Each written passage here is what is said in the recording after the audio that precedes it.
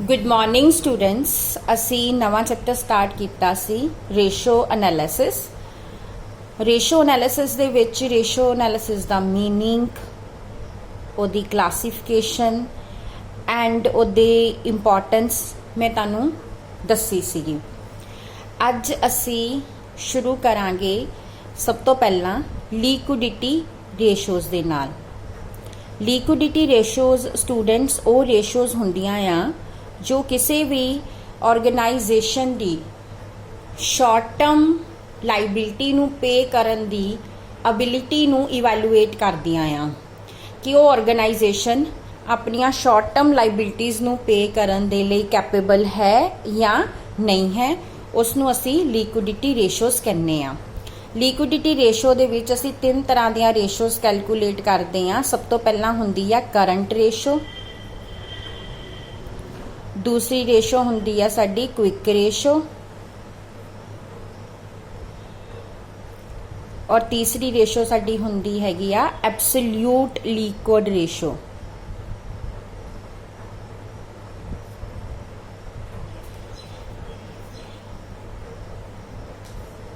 सब तो पहला स्टार्ट करते हैं करंट रेशो दे नाल। Current ratio is a relationship between the current assets and the current liabilities, arithmetic relationship. So current ratio की आ कंपनी दे current assets और current liabilities ਦਾ जो relationship ਆ ਉਹਨੂੰ ਜਦੋਂ ਅਸੀਂ numbers ਦੇ ਵਿੱਚ measure ਕਰਦੇ ਆ ਤਾਂ ਉਹਨੂੰ ਅਸੀਂ current ratio ਕਹਿ ਦਿੰਦੇ ਆ। मीन्स कंपनी दे current assets current liabilities ਨੂੰ pay ਕਰਨ ਦੇ ਲਈ capable ਹੈ ਜਾਂ नहीं ਹਨ। स्टूडेंट्स करंट रेशो नू कैलकुलेट करन दा फॉर्मूला की है current assets divide by current liabilities. Current assets नू असी करंट लाइबिलिटीज़ दे नाल डिवाइड करना है। हुण करंट एसेट्स किहड़े एसेट्स हुंदे आ आई होप तुहानू एक्सप्रैस करन दी मैनू जरूरत नहीं आ। करंट एसेट्स जिहड़े हुंदे आ वो एसेट्स ने ਜਿਹੜੇ कि जिन्हां दी लाइफ लैस दैन 1 ईयर हुंदी आ उन्हां नूं असीं करंट एसेट्स कहने आ। जिन्हां नूं तुसीं विदिन 1 ईयर ही कैश च कन्वर्ट कर दिंदे हो, जिद्दां कि कैश, डेटर्स,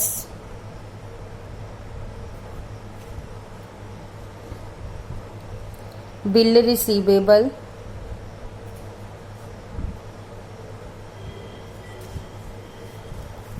उस तो इलावा stock, marketable securities,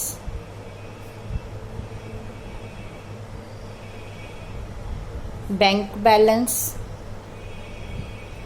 and prepaid expenses. ये सारे ही साडे करंट एसेट्स हन। हुण असी नैक्सट करंट लाइबिलिटीज़ किहड़ियां हुंदियां आ। करंट लाइबिलिटीज़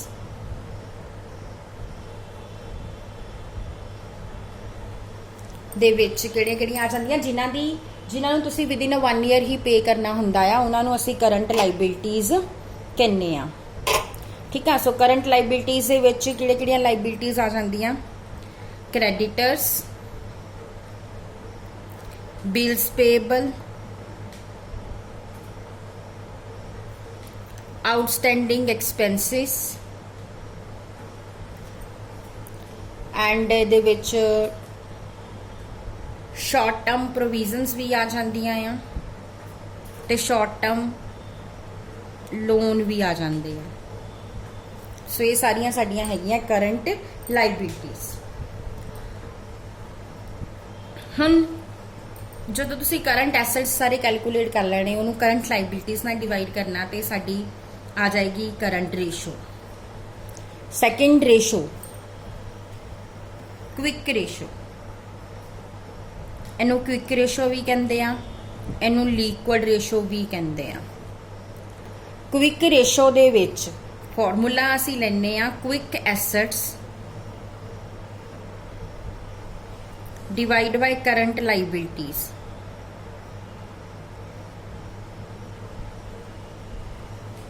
हुण क्विक एसेट्स किस तरह ना कैलकुलेट करने आ। क्विक एसेट्स कैलकुलेट करन लई असी करंट एसेट्स दे विचों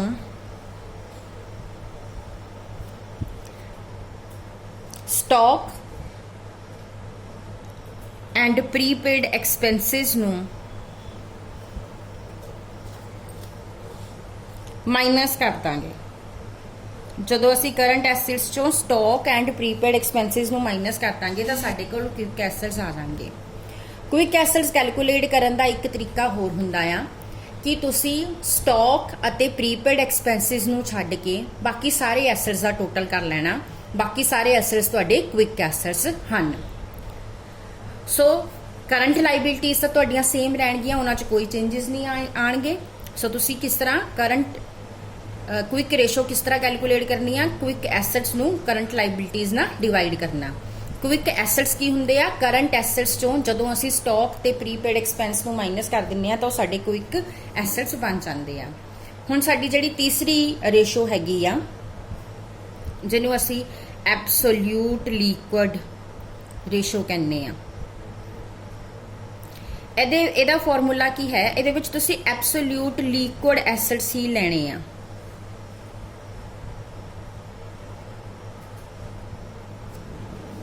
ਓਨਲੀ ਐਬਸੋਲੂਟ ਲਿਕੁਇਡ ਐਸਿਡਸ ਔਰ ਉਹਨੂੰ ਡਿਵਾਈਡ ਕਰ ਦੇਣਾ ਕਰੰਟ ਲਾਇਬਿਲਿਟੀਜ਼ ਦੇ ਨਾਲ। ਹੁਣ ਸਾਡੇ ਇਹ ਐਬਸੋਲੂਟ ਲਿਕੁਇਡ ਐਸਿਡਸ ਕਿਹੜੇ ਨੇ?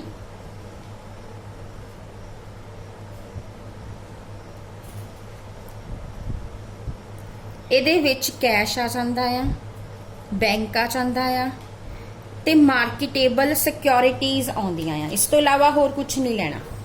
ਕੈਸ਼, ਬੈਂਕ ਅਤੇ ਮਾਰਕੀਟੇਬਲ ਸਿਕਿਉਰਿਟੀਜ਼ ਤੇ ਤੁਹਾਡੇ ਬਣ ਜਾਣਗੇ ਐਬਸੋਲੂਟ ਲਿਕੁਇਡ ਐਸਿਡਸ। ਔਰ ਜਦੋਂ ਤੁਸੀਂ ਉਹਨਾਂ ਨੂੰ ਕਰੰਟ ਲਾਇਬਿਲਿਟੀਜ਼ ਨਾਲ ਡਿਵਾਈਡ ਕਰੋਗੇ ਤਾਂ ਆਨਸਰ ਆ ਜਾਏਗਾ ਐਬਸੋਲੂਟ ਲਿਕੁਇਡ ਰੇਸ਼ੋ ਦਾ। ਸੋ ਮੈਂ ਤੁਹਾਨੂੰ ਹੁਣ ਤਿੰਨੋਂ ਫਾਰਮੂਲੇ ਐਕਸਪਲੇਨ ਕਰ ਦਿੱਤੇ ਆ ਲਿਕੁਇਡਿਟੀ ਰੇਸ਼ੋਜ਼ ਦੇ। तो ਆਪਾਂ ਹੁਣ ਸਟਾਰਟ ਕਰਦੇ ਹਾਂ ਇੱਕ ਕੁਐਸਚਨ ਦੀ ਹੈਲਪ ਦੇ ਨਾਲ ਇਹਨਾਂ ਨੂੰ ਹੋਰ ਵਧੀਆ ਤਰੀਕੇ ਦੇ ਨਾਲ ਸਮਝਣ ਦੀ ਕੋਸ਼ਿਸ਼ ਕਰਦੇ ਹਾਂ। ਸੋ ਅਸੀਂ ਕੁਐਸਚਨ ਨੰਬਰ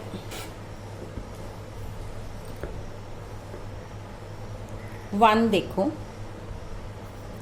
ਕੁਐਸਚਨ ਨੰਬਰ 1 ਦੇ ਵਿੱਚ ਤੁਹਾਨੂੰ ਉਹਨਾਂ ਨੇ ਬੈਲੈਂਸ ਸ਼ੀਟ ਦਿੱਤੀ ਹੋਈ ਹੈ ਐਕਸ ਐਂਡ ਕੰਪਨੀ ਦੀ और ये सारे तू इक्विटी एंड लाइबिलिटीज़ दित्तियां हुई आ जिहदे शेयर होल्डर फंड्स हो गए, non current liabilities and current liabilities दित्तियां हुई आ और assets they which non current assets दिते हुए आ, उस तो इलावा करंट एसेट्स दिते हुए आ।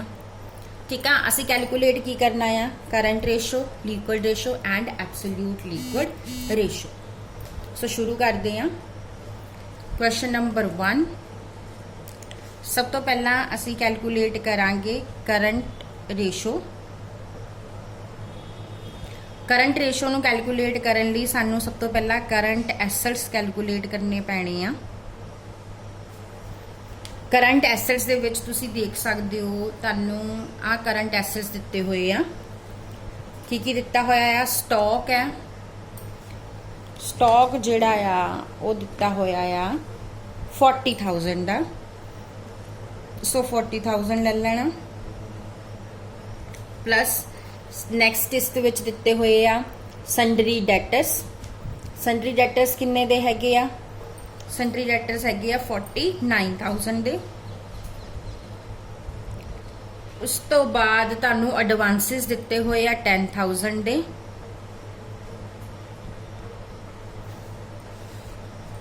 बैंक दा बैलेंस दिता होया आ 20,000 दा ते कैश इन हैंड दिता होया 16,000 दा। सो टोटल कर लो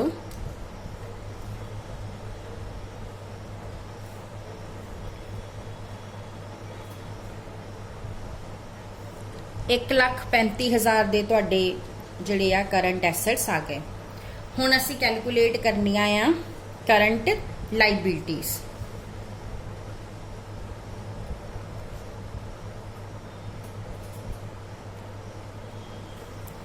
करंट लाइबिलिटीज़ तुहानू उपर दित्तियां होईयां आ।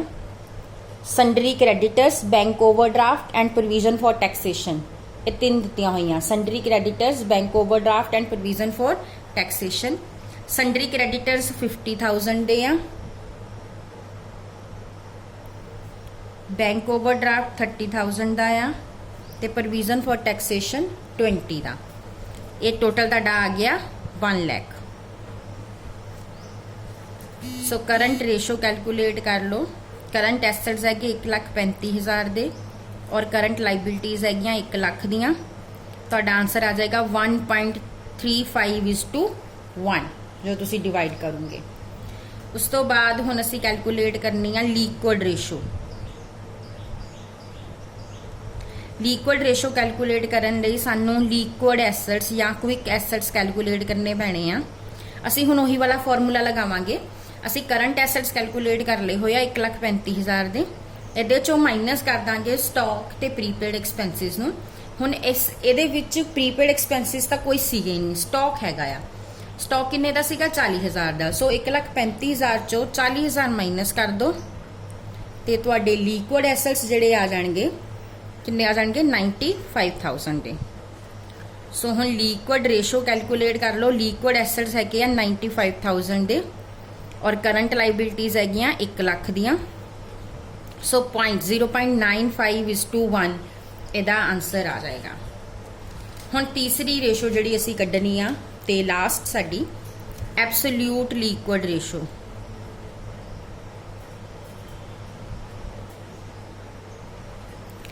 एब्सोल्यूट लिक्विड रेशो लई असी सिर्फ कैश ते बैंक का बैलेंस ही लवांगे इस क्वेश्चन दे विच, क्योंकि मार्केटेबल सिक्योरिटीज़ कोई दित्तियां नहीं हैगियां।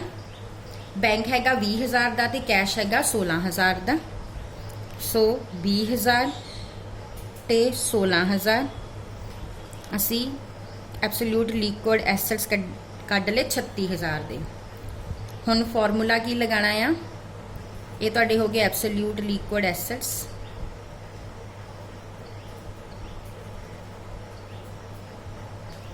हुण फॉर्मूला की लगाना, एब्सोल्यूट लिक्विड एसट्स 36,000 दे,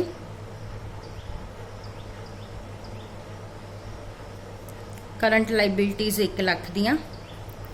सो 0.36:1 0.36:1 तुहाडा आंसर आ गया एब्सोल्यूट लिक्विड रेशो का। सो इस तरह ना बहुत ही ईजी वे आ करंट लिक्विडिटी रेशोज़ नूं कैलकुलेट करन दा। सब तो सौखियां रेशोज़ यही हैगियां। Current ratio current assets upon current liabilities, quick ratio quick assets upon current liabilities. Quick assets is equal to current assets minus stock and prepaid expenses. Absolute liquid ratio, absolute liquid assets upon current liabilities, and absolute liquid assets are cash, bank, and the marketable securities. So by using these formulas you can easily calculate the liquidity ratios. Thank you.